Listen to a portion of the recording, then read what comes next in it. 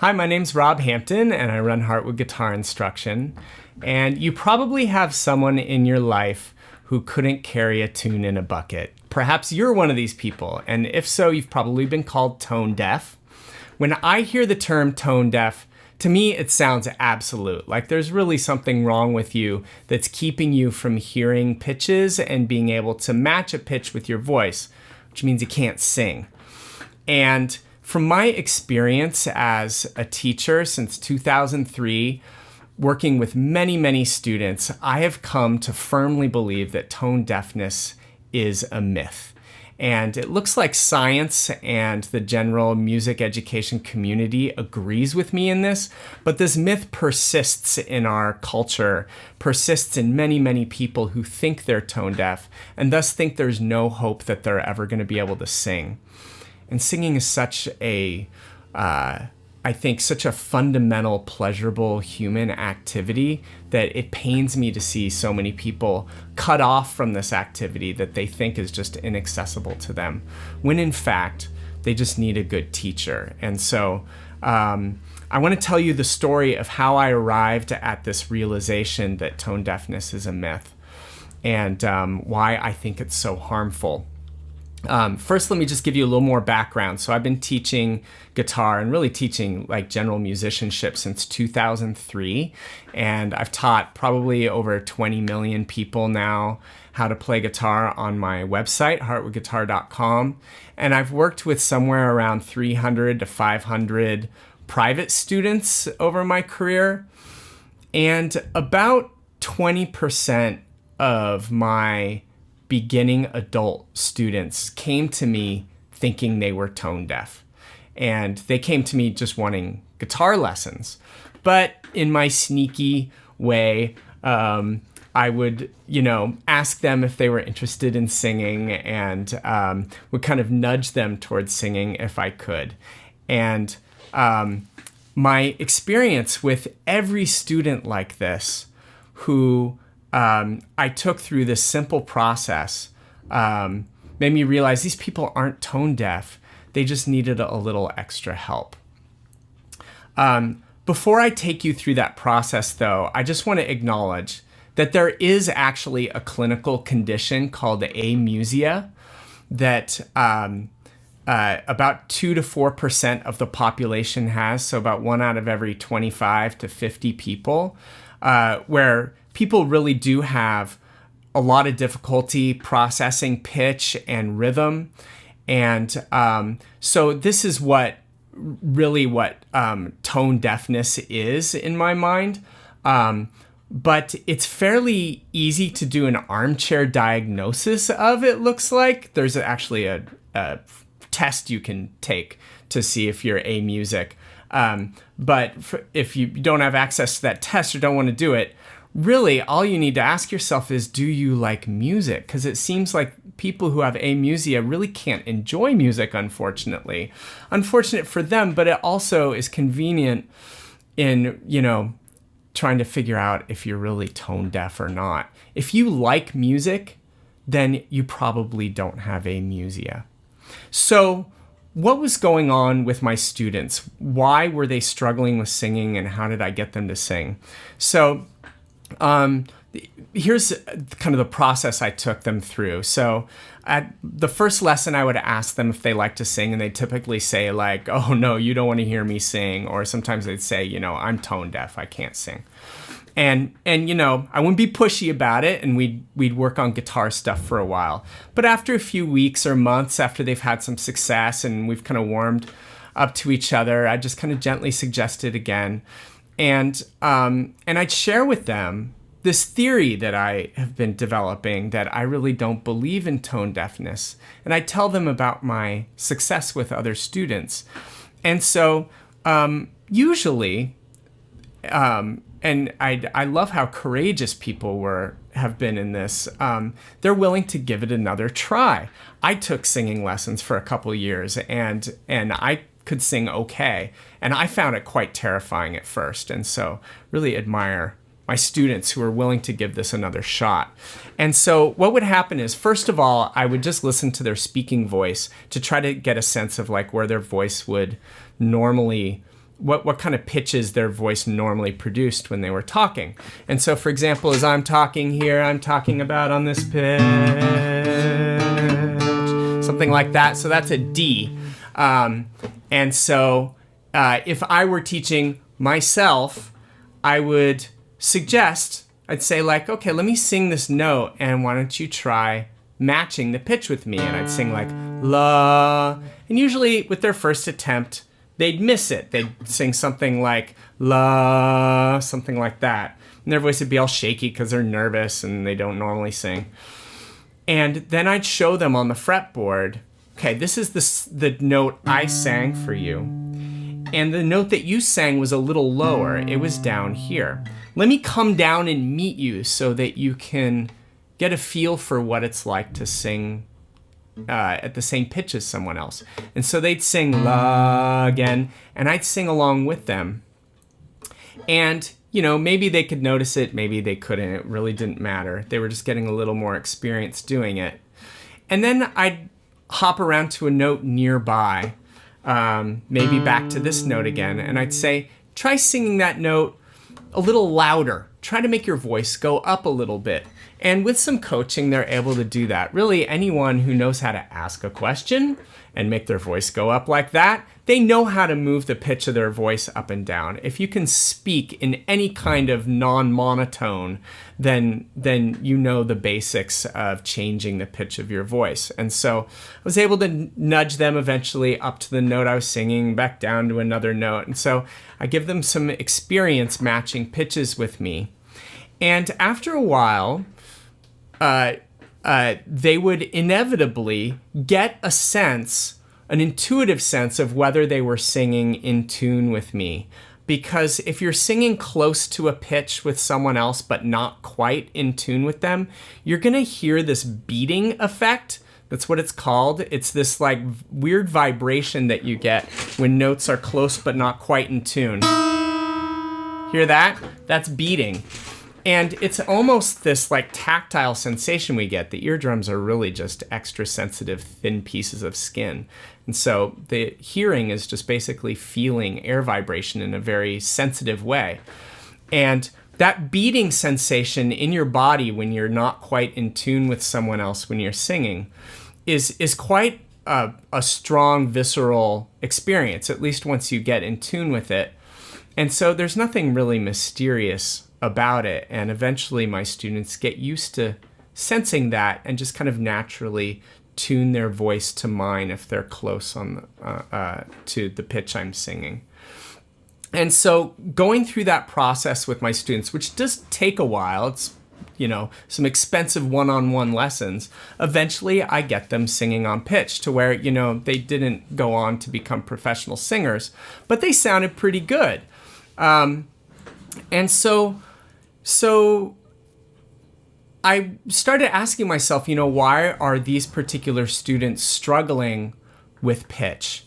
And I've come to think there are more or less 5 main factors that go into people being in a place where they think they're tone deaf. So one of them is just natural aptitude. Undoubtedly, different people have different levels of ability in really 2 different areas that affect how they sing. One is their ear, like the ability to discern pitch, remember that pitch, and to hear like differences in pitches. Someone who really has a tin ear or an untrained ear or have difficulty hearing music can't hear like bum, bum, can't hear that the first pitch is lower than the second.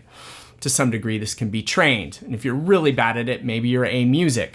But that's the ear part. The other part is having control over your voice. And some people who have great ears don't necessarily have great control over their voice. Like one of my favorite music YouTubers, Rick Beato, has an incredible ear. But when he demonstrates with his voice, demonstrating pitches or singing a little vocal line, you can tell his voice is not his primary instrument. He's an incredible guitarist, but he just hasn't worked on his voice that much. And you can tell because, you know, sometimes it takes his voice a moment to hit the right pitch. He'll kind of slide into it from below or above.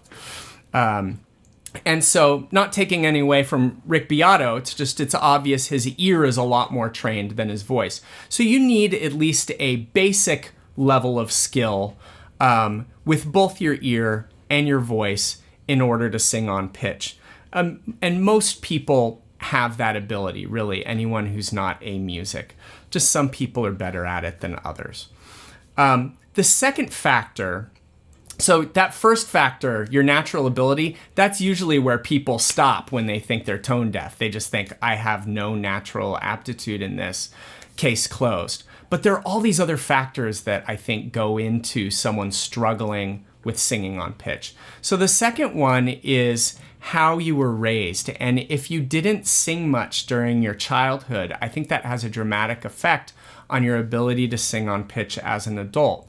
Most of the students I worked with who thought they were tone deaf described growing up in a household where they didn't sing much, either because music just wasn't a part of their family culture. I had one student in particular I remember who said he didn't really remember hearing music around the house at all growing up. Even if music was a part of the family and other family members were singing, early on, they got some bad news about their voice that shut them down. You know, they had like a music teacher or someone else say, "Oh, whoa, you're tone deaf. You shouldn't be singing." And that just shut them down from that point on. And so they didn't get any real practice and experience just playing around with their voice and getting to know their own voice. The third factor that I think goes into this is bad or no music education. So if the child survives their musical life at home for long enough and gets into school, perhaps at that point they're going to get shut down by a music teacher who may be very well-meaning but just overworked or untrained, who hears the child singing off pitch and, sticks them in the group of percussionists over there, or asks them to just lip sync with the music so that they don't mess up the song. My heart goes out to music educators. They do very important work, and often they just don't have the time to work one-on-one with students.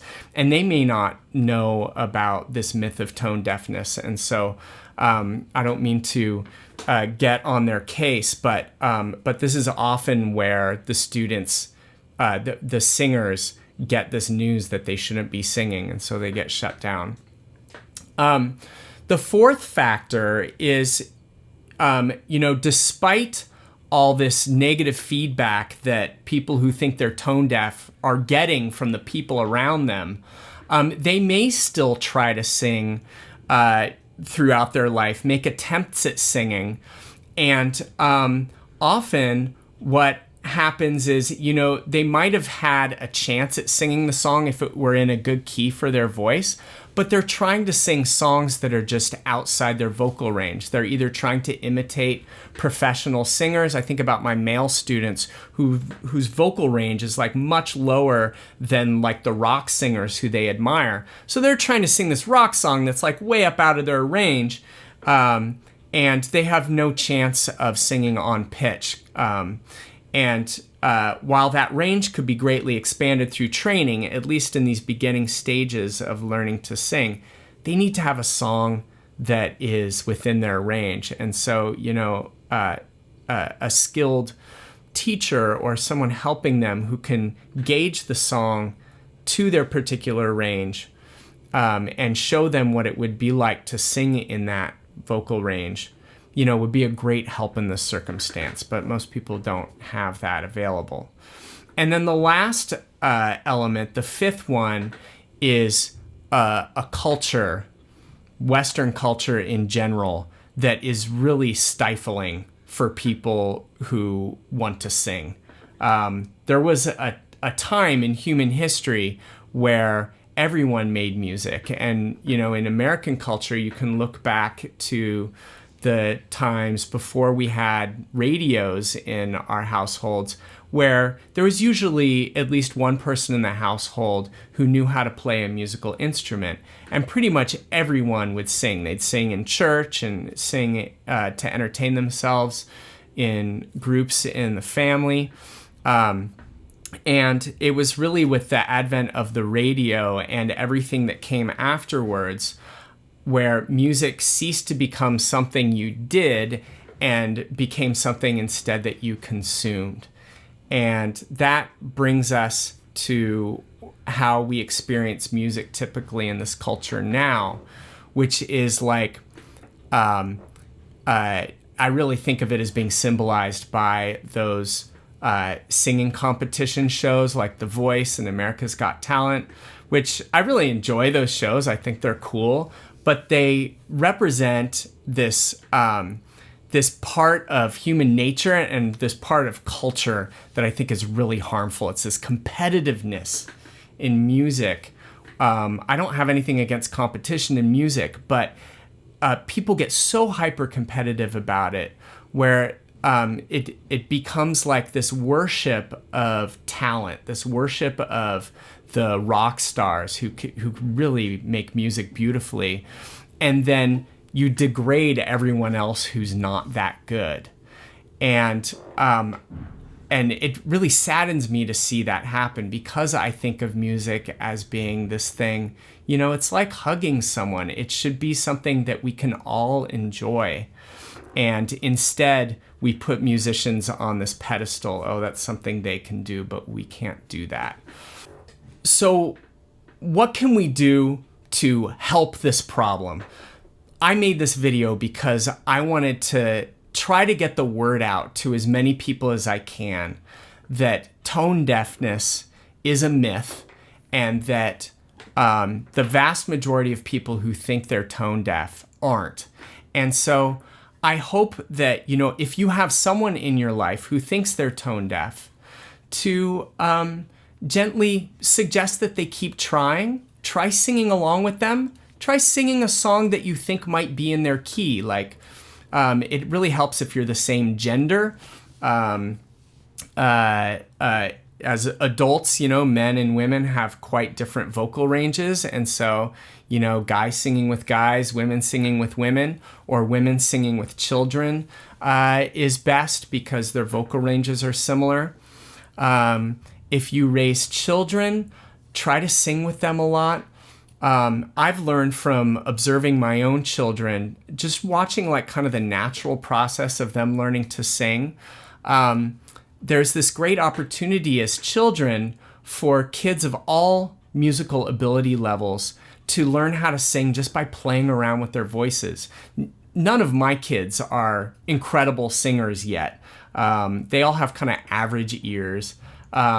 And so it's taken them a while to learn how to sing on pitch. And thankfully, they've been in an environment where, you know, we've been just non-judgmental of them. We're not trying to correct them when they sing wrong. We just let them get to know their voices singing however they like. And thankfully, their siblings haven't been overly critical. There was a phase early on where they were like, you know, saying, oh, your voice sounds weird, or you sang that wrong. Thankfully, they've kind of moved away from that. And so now they're just playing around with their voices and they're starting to sing theme songs from TV shows and everything. They're doing it very freely. Often they're on pitch, sometimes they're not, but I see this progression to them in a very natural way, learning how to sing beautifully, just as a form of play. And so if you can create that environment for your children, that's going to really help set the stage, so to speak, for them to be able to sing beautifully as adults. And then if you're a music teacher, I think it is so important to know that tone deafness is a myth. And if you have a chance to work one-on-one with students who are having trouble singing on pitch, try taking them through that process that I demonstrated for you. It's really a fairly simple process. And I think, you know, the main thing is really just being kind and patient and having faith in the person that they will find their way. And so I hope in whatever way you can help dispel this myth and help more people to sing, because I really think it is a an activity that can bring people so much joy, and I think ultimately can help heal our world. Singing with other people is such a unifying experience, and one of the main problems in our culture right now is our isolation from each other and the kind of animosity that that can cause.